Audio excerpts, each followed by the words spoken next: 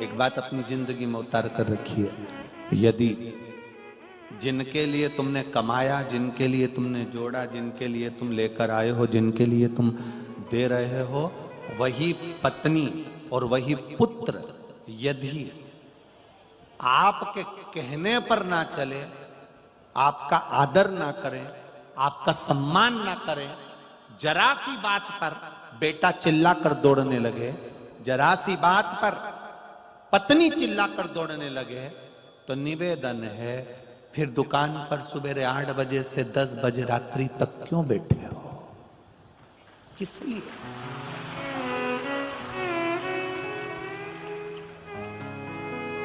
किसके लिए कमा रहे हो?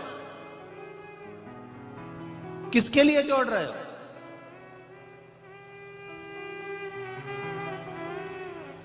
ना कहीं जा पाते हो, ना कहीं आ पाते हो। इतना सा फुर्सत नहीं कि तुम शिव महापुराण की कथा भी सुनने चले जाओ। इतना सा समय नहीं कि तुम कहीं अच्छे से अपने मेहमानों से मिल लो। किसके लिए जोड़ा तुमने? ना पुत्र अच्छे से बोल रहा है, ना पत्नी अच्छे से बोल रही है, केवल जोड़ा जोड़ा जोड़ा। शिव पुराण की कथा कहती है जिसकी पत्नी और पुत्र, जिसकी पत्नी और पुत्र ये दोनों श्रेष्ठता से अपना सम्मान करते हो, बेटा बाप का सम्मान करता हो, पत्नी पति का सम्मान करती हो, तो समझ लेना सारे तीर्थ तुम्हारे घर के अंदर बसे हुए हैं। सारे तीर्थ तुम्हारे घर के अंदर। और जहां पर पत्नी सम्मान ना कर रही हो, बेटा सम्मान ना कर रहा हो, अपशब्द बोल रहा हो, गालियां दे रहा हो, आड़ा टेढ़ा बोल रहा हो, बड़ी भगवान की मूर्ति भी रख ली ना हरि विठ्ठल की और खूब पूजन भी कर रहे हो, तो समझ लेना वो स्वर्ग नहीं है, वो आनंद नहीं, वो सुख नहीं है। वो स्वर्ग नहीं है, वो सुख नहीं, वो आनंद नहीं है, उसमें आनंद की अनुभूति नहीं है। फिर समझ लीजिए उसमें सुख का अनुभव नहीं हो पाएगा।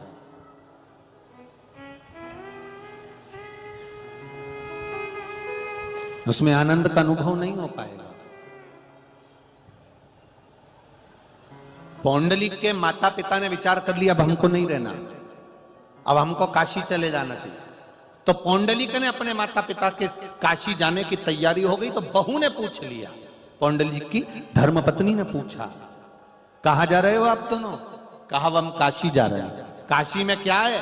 तो कहे देवाधिदेव महादेव है, और हमने सुना है काशी अभिमुक्त नगरी है, मोक्ष नगरी है, जहां पर व्यक्ति मरता है, प्राण छूटते हैं, तो देवाधिदेव महादेव आकर स्वयं गुरु मंत्र प्रदान करते हैं। ऐसी काशी में हम जा रहे हैं, ऐसी काशी में हम पहुंचे।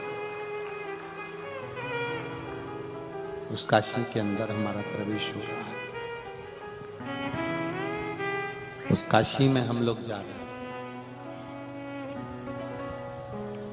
दोनों बेटे से भी नहीं बोले, बहू से भी नहीं बोले, बस इतना कहकर दोनों माता पिता काशी के लिए जाहनुदेव और सत्यवती जाने लगे। पीछे पीछे धर्म पत्नी ने अपने पति पौंडरिक को बुलाकर कहा, तुम्हारे माता पिता काशी जा रहे हैं। हमको लग रहा है कि यह काशी नहीं जा रहे, किसी महाराज के चक्कर में पड़ गए, तो घर का रखा हुआ सारा धन बांध के ले जा रहे। जिस महाराज को तुम्हारा धन प्रिय लगे, वो महाराज महाराज नहीं हो सकता, वो फिर कोई संत या साधु या गुरु नहीं हो सकता, वो केवल एक लुटेरा ही हो सकता। जिसको तुम्हारे धन की प्रियता लगे, जिसको तुम्हारे सत्ता की प्रियता लगे, तुम्हारे वैभव की प्रियता लगे, तुम्हारे धन संपदा की प्रियता लगे, फिर वो संत नहीं हो सकता, वो साधु नहीं हो सकता, वो गुरु नहीं हो सकता, वो संत वो साधु गुरु नहीं है। एक बात परभणी की इस चंद्रभागा शिव महापुराण की कथा में कहना चाहेंगे। स्वयं तुकाराम जी ने अपने अभंग में चंद्रभागा को अपनी बहन कहा है।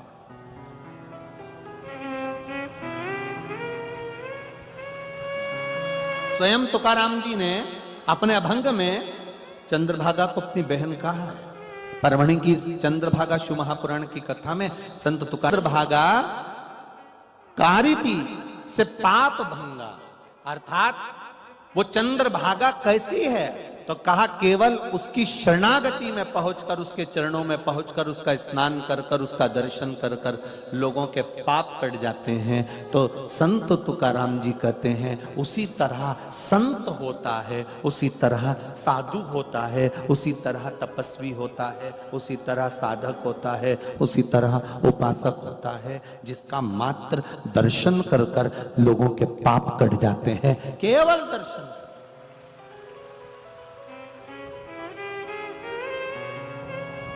साधु, सन्यासी, तपस्वी, साधक, उपासक, संत, महात्मा, ये पावन धरा महाराष्ट्र की जो भूमि है, ये महाराष्ट्र की जो धरा है, ये संतों की धरा है, साधुओं की धरा है, गुरुजनों की धरा है। ये धरा कोई साधारण नहीं। भारत भूमि के सबसे ज्यादा संत देने वाली भूमि है महाराष्ट्र की।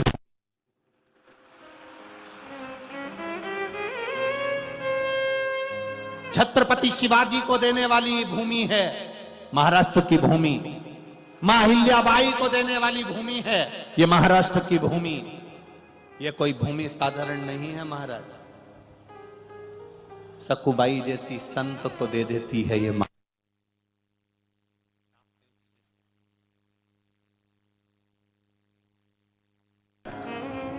यहां तो हर थोड़ी दूर जाओगे, हर चौराहे पर, हर 8 कदम पर कोई ना कोई संत का स्थान मिल जाता है। ये महाराष्ट्र की।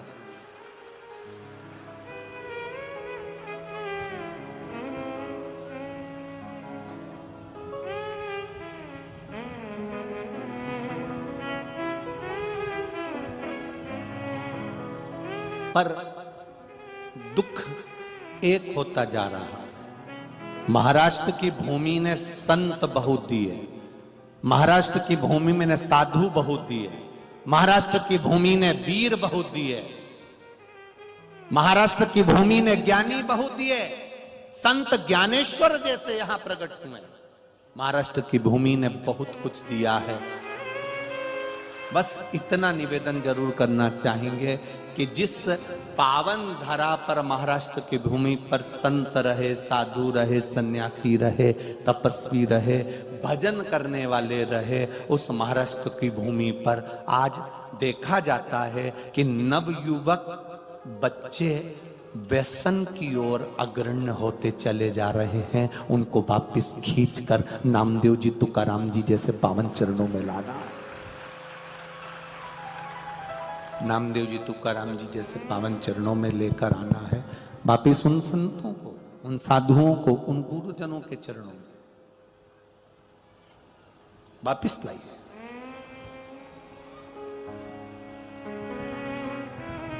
भटक रहे हैं लोग।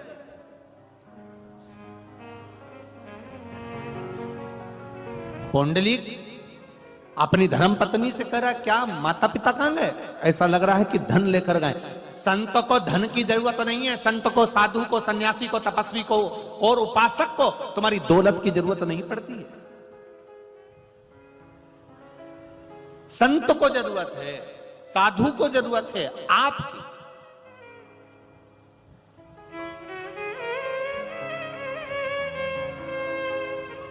एक राजा एक गुरु के पास गया और गुरुजी से जाकर बोला, आप जाने वो राजा और गुरु की बात बहुत दूसरी हो गई। सांसद जी मैं कहना चाहूंगा, अभी कौकड़ी गांव में कथा थी, कौकड़ी में कथा थी, तो वो हम अगर राजा और रानी की कथा सुनाएंगे तो बहुत पुरानी कथा हो जाएगी। हम कौकड़ी गांव की कथा सुना देते हैं। कौकड़ी गांव में कथा एक साधारण से लड़के ने करा, जायसवाल परिवार, आपने टीवी पर भी देखा होगा। साधारण, ना उसके पास में धन है, ना दौलत है, ना वैभव है, ना सत्ता है। साधारण कथा। एक फैक्ट्री के मालिक को मालूम पड़ा फैक्ट्री के मालिक।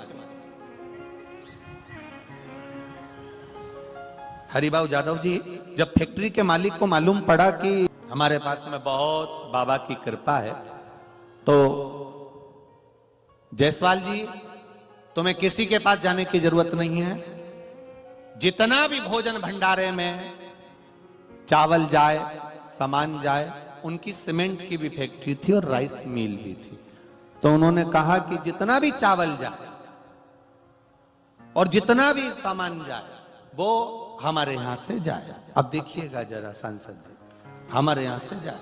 अब बात समझना जरा, उन्होंने लिख दिया हमारी इतनी फैक्ट्री है और हमारा ये वैभव है और जो भी जाए वो हमारे यहां से जाए। अब कोकड़ी गांव में कथा, भक्त तो भक्त है, शिव के भक्त तो बड़े अड़भंगी होते हैं महाराज।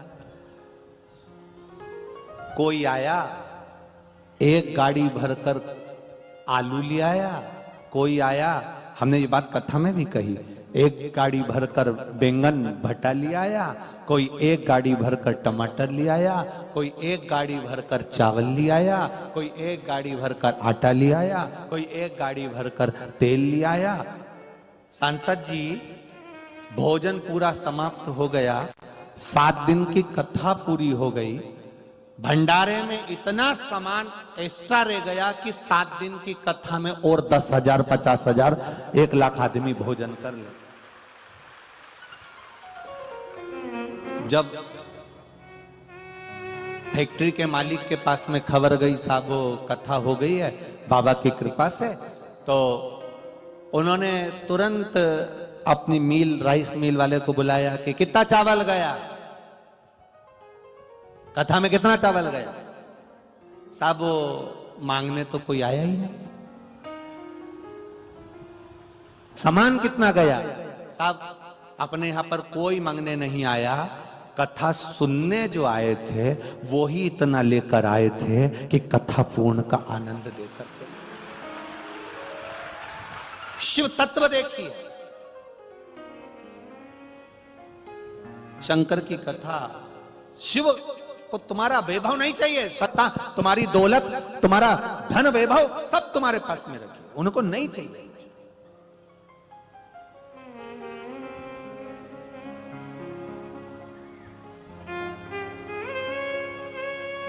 शिव को चाहिए तो केवल आपका प्रेम, आपकी करुणा, आपकी वात्सल्यता और आपकी मीठी वाणी, वो मेरे देवाधिदेव महादेव को चाहिए। कभी एकांत में बैठकर अगर दिल से बोल भी लिए ना, श्री शिवाय नमस्तुभ्यम, उतना मेरे महादेव ने स्वीकार कर लिया, उतना मेरे महादेव ने स्वीकार कर लिया। क्या है? शिव महापुराण की कथा में लिखा हुआ, श्री शिवाय नमस्तुभ्यम बोलने वाले का केवल मुख का दर्शन कर लो तो सारे पाप नष्ट हो जाते हैं, 1000 अश्वमेध यज्ञ का पुण्य फल प्राप्त हो जाता है। शिव महापुराण की कथा सुनकर जाने वाला व्यक्ति जिस राह से निकल कर जाता है, जिस मार्ग से निकल कर जाता है, वहां कोई कितना भी किसी भी भाव से मर गया हो, कुंवारी अवस्था में गया हो, अधोगति में मरा हो, गर्भ में मरा हो, अगर ऐसा व्यक्ति भी कथा सुनकर जाने वाले का मात्र दर्शन कर लेता है तो उसकी गति सुधर जाती है, उसका पिंड कान हो जाता है, उसको तर्पण और पिंड की जरूरत नहीं पड़ती। ऐसा शिव महापुराण का तत्व कह रहा है।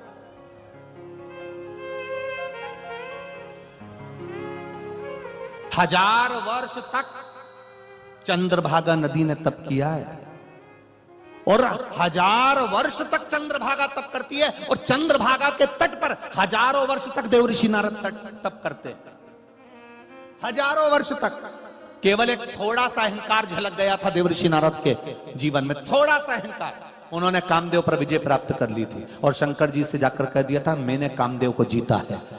शंकर जी ने इतना कह दिया था, ये रुद्राक्ष की माला पहनो, मैं बड़ा प्रसन्न हूं क्योंकि आपने कामदेव को जीत लिया। पर भगवान विष्णु को मत कहना कि तुमने कामदेव को जीता है। पर देवऋषि नारद के भीतर इतना अहंकार, इतना अभिमान जाग गया था कि उन्होंने भगवान विष्णु के सामने जाकर कह दिया, जिस आ रहा है पर जीवान भी तुम्हारी है, जिव्या भी